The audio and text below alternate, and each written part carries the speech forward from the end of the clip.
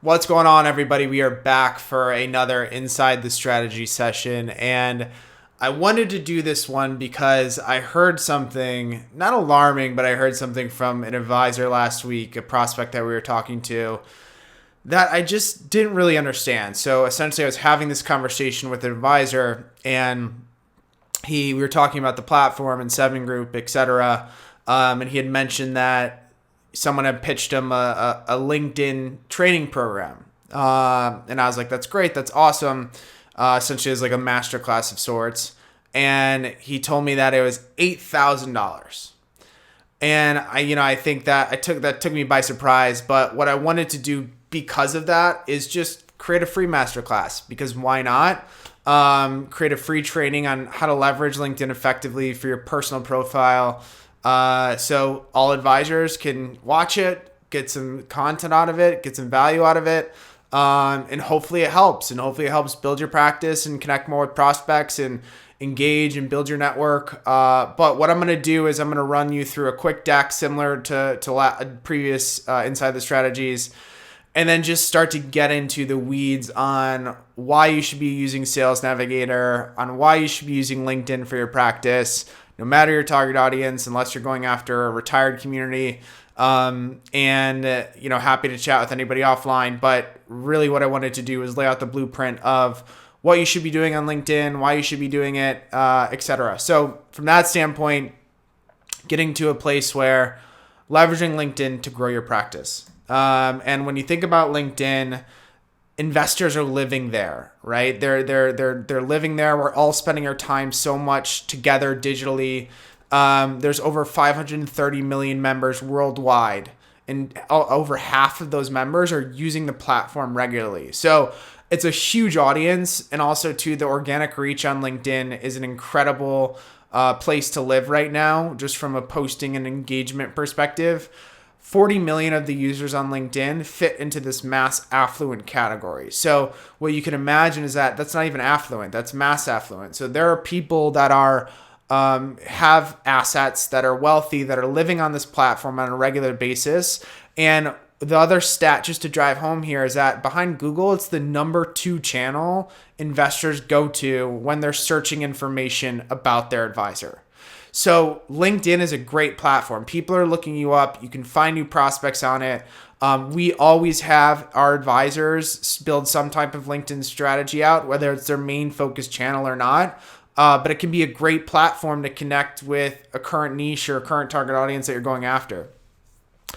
The other thing is that they're active, right? Like if you look at the search volume for doctors, lawyers, business owners, engineers, no matter what your niche is, these people are active on LinkedIn. I think where a lot of people get it wrong is that they think LinkedIn should be this lead gen tool, which it can be, and it will be in this training. We'll show you how to do that. But really what you want to do is think about LinkedIn in 3 core tenets, or 3 core buckets.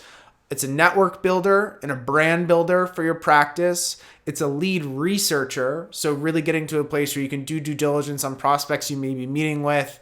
And also it's a soft sell tool. So what I mean by soft sell tool, and I'll get into this, is you're not trying to set up the meetings from LinkedIn. You're trying to get people to move off of LinkedIn into an email communication, which that will happen with over time. We lay out the entire plan, but really, you don't want to necessarily think about like LinkedIn as a hard sell tool, because that will turn prospects off very quickly. It's not the way to build the brand on the platform. First things first, before you get into like pushing content out, before you get into leveraging LinkedIn effectively, you got to make sure your profile is optimized, especially if you have a personal profile. Alex and Taylor, the 2 examples here, are really good examples of personal profiles that have been built out in a really nice way. But you got to make sure the basics, right? Have a clear profile picture. Make sure your banner image is either showing location or highlighting the practice in some way, shape, or form. You'll see Alex's here on the right is very location based, and Taylor's is very practice based. You want to have clear minimal copy in your banner images. So you don't want your banner image on LinkedIn to be super heavy with copy. You can go to Canva and actually just build out a LinkedIn banner. Just search templates and it'll pull up LinkedIn banners that are pre-built, that all you have to do is swap a few assets and you're there. The other thing is that you don't want to create a fancy headline. So you'll see here, founder and CEO, Lake Avenue, Alex's example, financial planner, fiduciary, fee only, Taylor's example.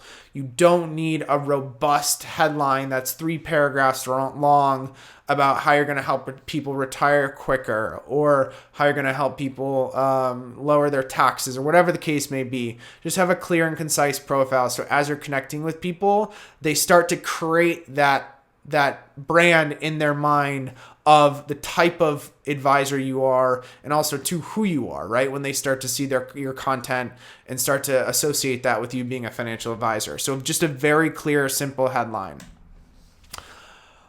In addition to that, when you think about the personal profile, you also want to make sure you build out your personal profile. And again, this is basic, but a lot of people skip this. Your about section, the section you can add on LinkedIn, don't skip it. Who you are, what the company does, what the practice does, what you specialize in. If you have a niche, make sure you're referencing that. Use descriptions and bullets to break up your copy. What you want to make sure is, if someone's coming to my LinkedIn profile page, how am I able to educate them in a few paragraphs and a few bullets about what I specialize in, what I do, and how I could potentially help them? Also, too, you want to make sure your experience section is built out. So you're an advisor and you've been with a bunch of different practices, or you recently launched your RIA, getting to a place where you have all your substantial experiences built out. You don't need massive paragraphs on your experience, but what you want to do is build out 1 to 3 sentences on your past experiences about what you did on that firm. So people really get the context of your expertise, how long you've been in the industry, what you did at these past companies, etc. So personal profile, that's table stakes.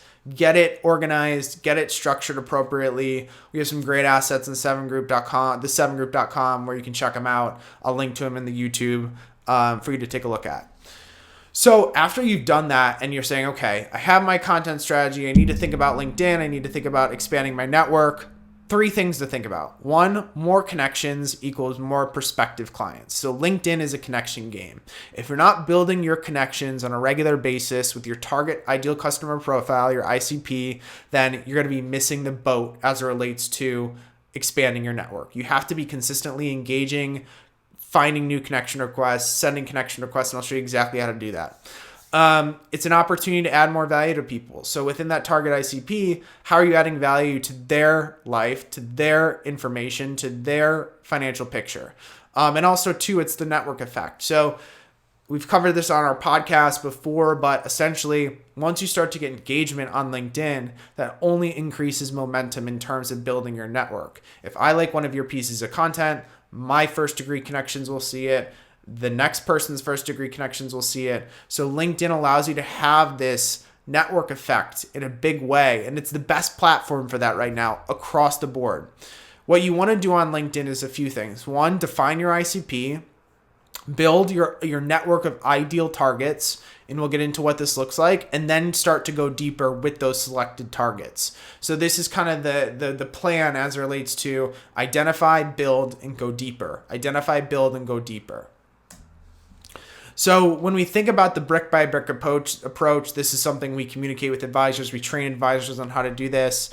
But your brick by brick approach is really getting to this place of, you have the 30 to 60 days, you have your 60 to 90 days, and you have your 90 days and beyond. Your first 30 are really figuring out like who's your ICP, getting to a place where you have your profile built out, etc. So you won't cover the first 30 days, but once you do that, you're ready to go. For the first set, the first phase, which is build your influence on the platform, what you want to do is create 3 to 4 ideal customer profile searches. So this could be a specific group you're going after, a specific set of COIs you're going after, but really get to a place where you're building out search criteria. And again, I'll show you exactly what this looks like in the next part of the training. But you're building out 3 to 4 ideal customer profile search criteria on the platform. The next, you're spending 15 to 20 minutes per day sending thoughtful, personal connection requests. We'll get into how this works why this works better than the automated crap you see out there. But essentially getting to this place where you're spending 15 to 20 minutes per day sending thoughtful connection requests. In addition to that, spending 10 to 15 minutes per day engaging on your core ICP customers' content. So if you're going after doctors, you're going after entrepreneurs, you're going after corporate executives, it's very easy within LinkedIn Sales Navigator to engage with their content, view their content, and jump to the next person. But you want to be thoughtful about it, which I'll show you in a minute. And then the final thing on building your influence is you have to post. You have to make them personal. You have to make it a mixture of articles, text, posts, videos, and graphics. You can't just be posting articles every time. You have to be mixing it up, and you have to have a point of view. Once you've started to build your influence, now you can create lists. And what we'll show you is you can create first-degree connection lists in LinkedIn, and then you can use that to start to go deeper, getting back to our going deeper with the prospects and the current ICP network. You also want to test outreach thoughtfully with those first-degree lists that you'll create, inviting them to webinars, sharing content that you just posted, leading with a value add, not making an ask. Right? Not making an ask as it relates to asking them to jump on a call, or asking them to set out a meeting, or asking them what their financial picture looks like. Really just continuing to build influence with those first degree connections that you're making. And then in addition to that, you want to continue with the first step, building your influence. That never stops, right? That's an ongoing thing that you're going to be continuing to do on a regular basis if you want to leverage LinkedIn to actually grow your practice. 90 days and beyond, you want to start to try to take it off LinkedIn. So once you've done that, you've had some thoughtful conversations with those first degree connections that you've made. Now it's time to start to try to take those off LinkedIn, whether that's setting a coffee chat up or setting up a meeting or just having a conversation with those folks via email or adding them to your newsletter list, getting to a place where you're able to take them off platform after you've engaged with people is very, very important because you want to start to build that network off platform on your email list. And because your email list is gold, it's everything. It's the be all end all. So tactics to expand, then we'll get into the demo. Connect with 10 to 20 individuals a week within your target market. Build some templates, but make them personalized. We'll show you exactly how to do that. Share 1 to 5 pieces of content on LinkedIn every single week. As you expand with those in your target audience, that helps you keep top of mind. Again, this could be articles, videos, mix it up. Make sure you're taking a point of view. Make sure you're building it with your target customer profile in mind. And then also engage, get involved in conversations around your ideal customer profile or hashtags they may follow. Set alerts on leads, and you can do this all in LinkedIn Sales Navigator, which we'll show you. So with that, I'm going to pull up Sales Nav, minimize this. So just jumping to LinkedIn, right? Everybody's familiar with it. We all know it. The biggest thing on LinkedIn is that there's a very big difference between regular LinkedIn and Sales Navigator. Massive difference. You can get more targeted on your searches. You can engage more quickly. You can engage with the right people versus it being a hodgepodge of newsfeed here. LinkedIn Sales Navigator is one of the best tools for personal brand building that I've seen out there in a professional setting. So that's a very big difference. One of the main differences on Sales Navigator versus regular LinkedIn is the search criteria filtering, the ability to save lists, which we'll get into. So we're not going to spend a lot of time on regular LinkedIn. Obviously, you have your home feed. You can engage with content here. But from that standpoint, you really want to spend a lot of your time on a daily basis in Sales Nav. So this is Sales Navigator. And Sales Navigator is, like, as I mentioned, a great tool. We'll get back to the home feed of Sales Navigator in a little bit. I want to spend more time on this, but first we need to set up what you're doing initially. So going back to our deck, your first step on LinkedIn is to create a set of search criteria for 3 to 4 different audiences. And again, you could be going after pre-retirees, you could be going after corporate execs, you could have a few different customer profiles that you're going after as a practice, even though you should only have one. But from that standpoint, you can get to a place where you filter out every single individual in every single group of individual and cohort that you're going after. So from here, you'll see that LinkedIn gives you a bunch of filters. You can do it via keyword. You can do it via geography. You can do it via if you have a first degree or secondary connection with them, where they went to school. So you could build an alumni cohort, what industry they're in, what seniority level they are, what years in current position they are, etc. So you can get very targeted on your 3 to 4 different searches.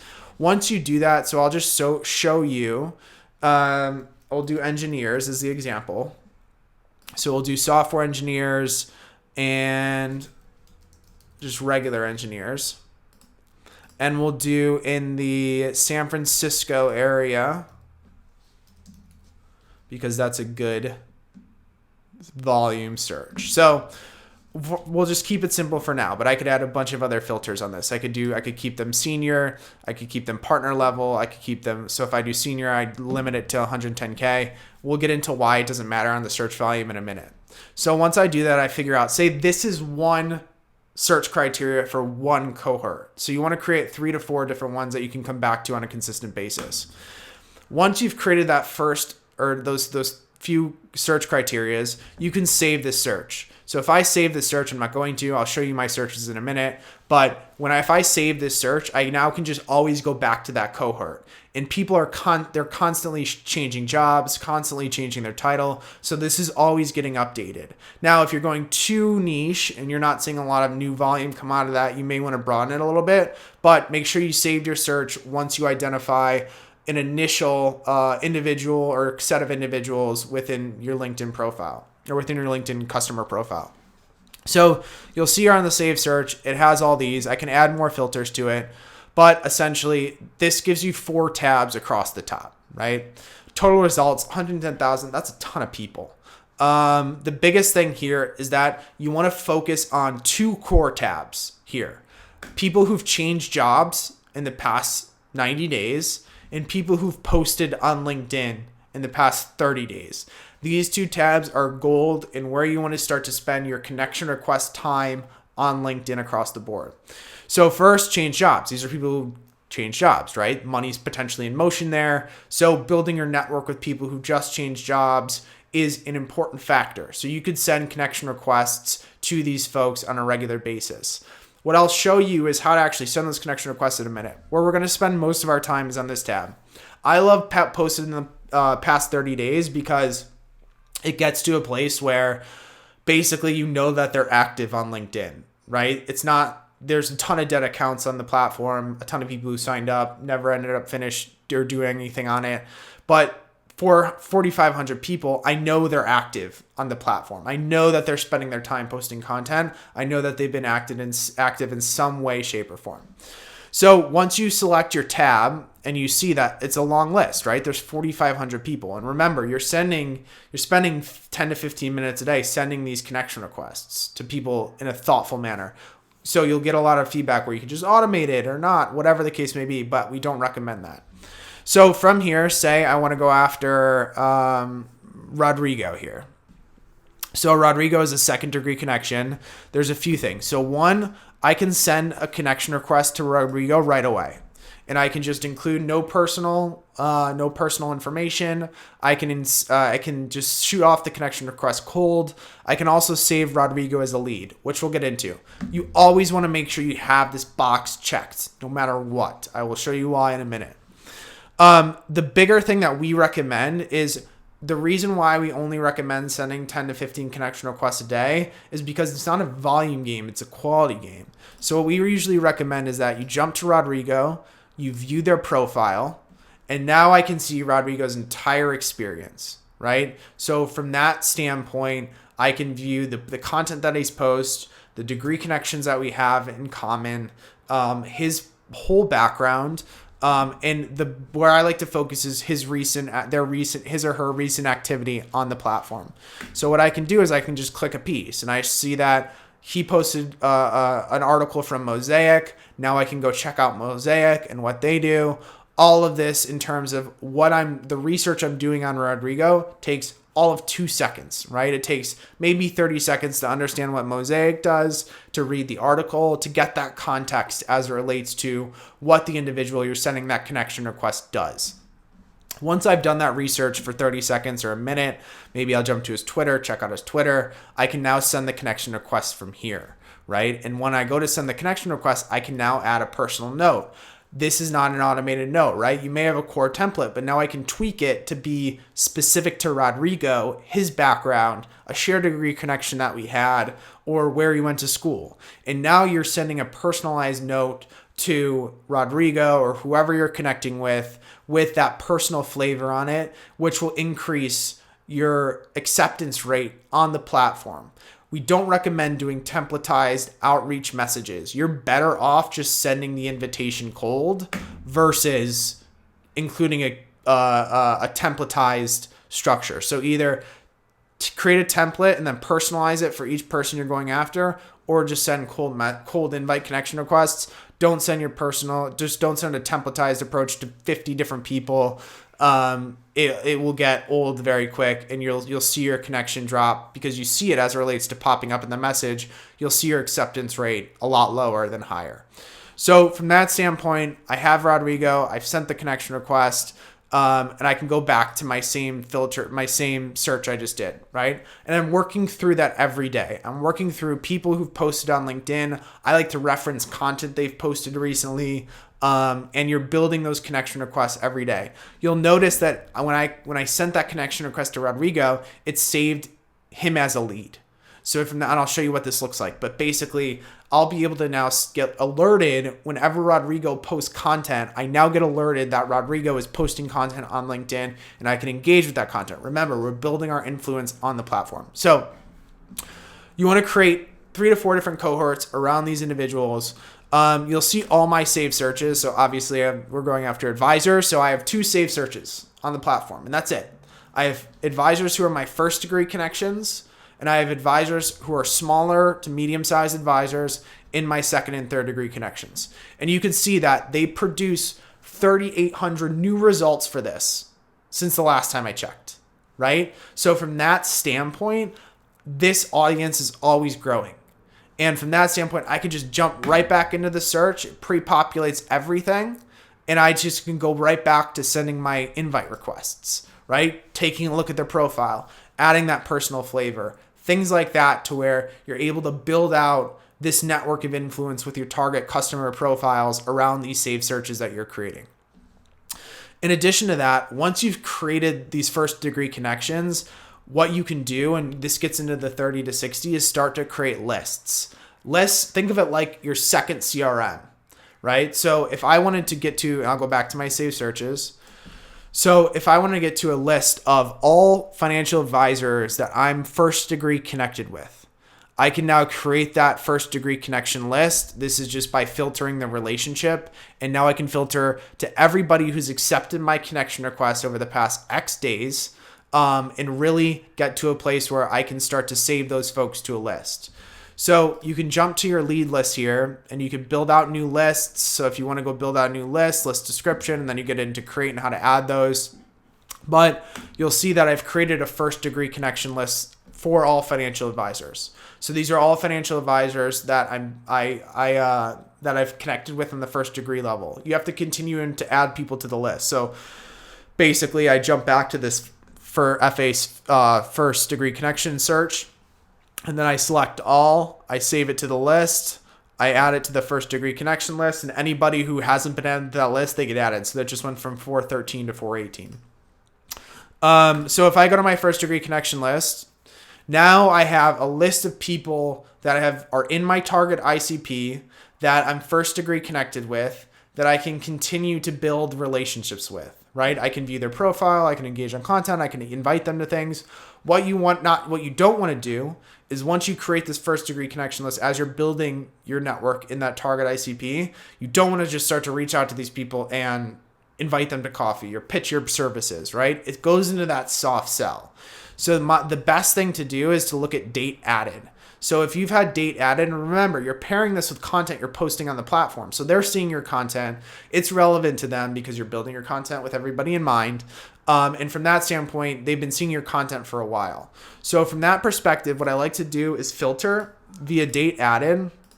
And that's always the filter that I like to go by, right? So you can see here a bunch of people added on 4/7, bunch of people added in March, things like that, right? So when you get to a someone that you've been connected with for a while, you can also use posts on LinkedIn the past 30 days. You know they're very active, right? And you can start to invite them. So from here, you can message these folks. You can view their profile from the list, jump back to the list if you need to, and just start to engage, right? So you'll see here on some of my invites, there's messages sent. In addition to that, you'll see that there should be some webinars invited to. So invited to April webinar, invited to April webinar.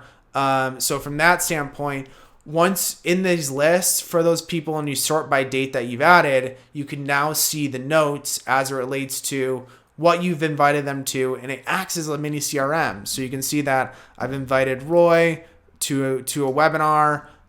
We went back and forth. Maybe he'll join, maybe he won't. He's online right now. I can message him to follow up. So we've been connected since early March. Now it's been built. He's seen my content on LinkedIn. He's had an experience with me. And inviting them isn't as cold to a soft sell event or a soft sell piece of content. I'll also send a lot of content that we're pushing out. That could be a new podcast episode. That could be a new article. So leveraging lists to basically go after the folks that you're going after and start to build that relationship with. Remember, after you've gone back and forth with them over time, you can then go back into that sales process past 90 days once you've really built up that network. The last thing I would share on LinkedIn is that you remember when I mentioned that you can save people as a lead. This is important. So whenever you send a connection request, you can save people as leads. And what you do is on your home feed, every time you save someone as a feed, anytime they post to LinkedIn, they're going to show up in your Sales Navigator home feed. So it goes from being a hodgepodge on the desktop, on the regular LinkedIn desktop, to a very targeted group of people in your ICP who are sharing content regularly. The best part about it is that you can jump down your list and you can like and comment on their content right from Sales Nav. You never have to leave. So I can like Derek's content. I can view Burke's content. I could like that or comment on that. What you want to do is similar to connection requests is be thoughtful, right? Don't just share a nice piece or nice article. Actually read the piece. Actually get to a place where you're understanding it, you think it's valuable, add a layer of insight on top of it so they start to get familiar with you. This is the key to LinkedIn, is that you have to engage with other people's content. And the best way to do it is as you're building out those ICP cohorts, you're engaging with their content as you're sending connection requests and saving them as leads. So that's the other way I would spend the final 10 minutes of your day, is just going through your home feed, your curated home feed of target people in your network that you're sending network connections to, and you're building out engagement as it relates to their content on theirs. So jumping back to our presentation, essentially you're going back to the 30, 60, 90 day plan, right? Which is build your influence, create those ICP searches, spend 15 or 20 minutes a day sending connection requests, engaging with people's content, posting 1 to 5 times a week, building out lists in Sales Navigator, really to get to a place where you're now able to reach out to those people in your ICPs, where you're able to invite them to events or share new content and starting to build that relationship on LinkedIn DM. And then eventually over time, using it to move them off of LinkedIn, inviting them to sign up for your newsletter or a coffee chat to learn more about your practice and the services that you offer. It is a long game. It is a long sales cycle. It is a long lead gen cycle. But this is the most thoughtful way that we've seen in our data, in our own experience in building our business as it relates to building your brand on LinkedIn. So no need to pay for a $8,000 training course. This is what you need to build your personal profile. If you have any questions, feel free to reach out. Check us out at the7group.com, and we'll see you next week for another Inside the Strategy.